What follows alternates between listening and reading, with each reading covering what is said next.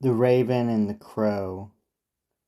The raven once had been a silvery bird with snow-white wings, pure as the spotless doves, his whiteness rivaling the wakeful geese, whose voice would one day save the capital, and rivaling the swans that love the streams.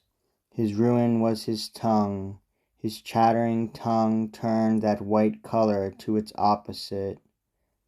In all the land of Thessaly no girl was lovelier than Coronis of Larissa. She certainly was Phoebus's favorite, so long as she was chaste or not found out. But Phoebus's bird had found her faithlessness and hastened to his master to reveal the guilt she hid, ruthless to tell his tale. To learn the latest news, a garrulous crow flapped quickly after him, and when it heard his journey's aim, to no good end, it said, "You make your way. Heed my prophetic tongue. See what I was, what I am now, and ask did I deserve it. Frank good faith you'll find was my undoing. Once upon a time, a baby, Erichthonius, was born without a mother. Pallas hid the child safe in a box of wicker work, and gave the box to Cecrops' 3 unmarried daughters, with strict instructions not to pry inside. I hid among the delicate foliage of a large leafy elm and watched to see what they would do.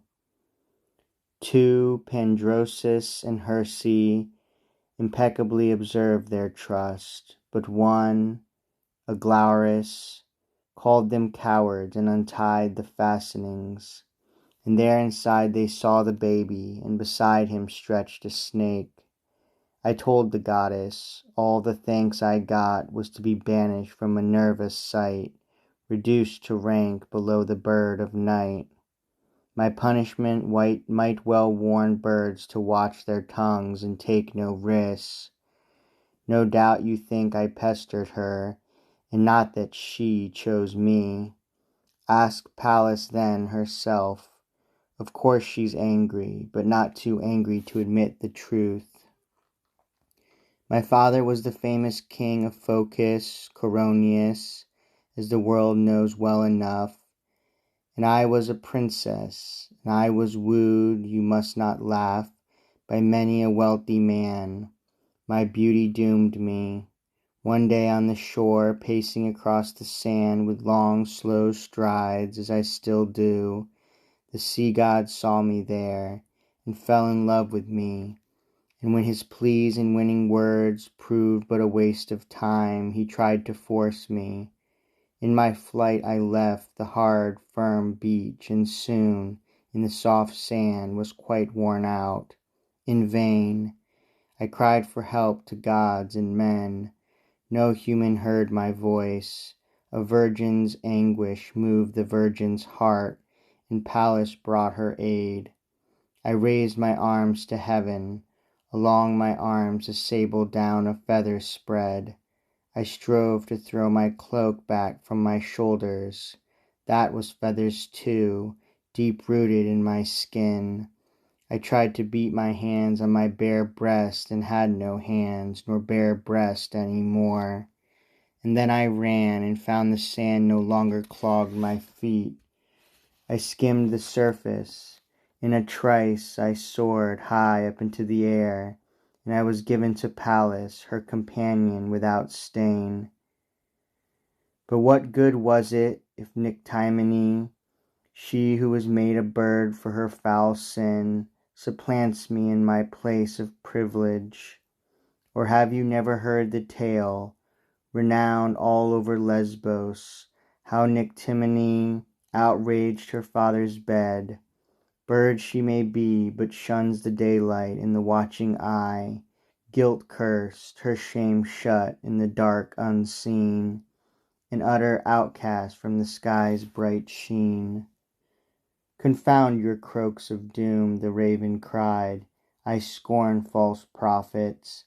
And he held his course, and told his master Phoebus how he found Coronis in the arms of some bright lad. At that black charge her lover's bay wreath slipped. Composure, plectrum, colour, all were lost.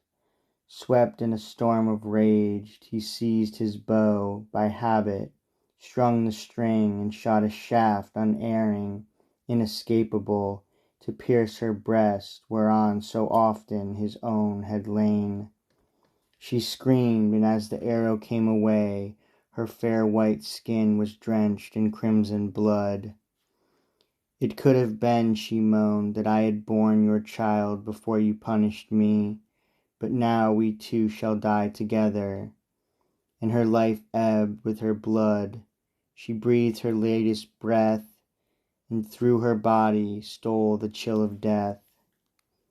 Too late, alas, too late the lover rues his cruel punishment, and hates himself for lending ear and flaring up so fast.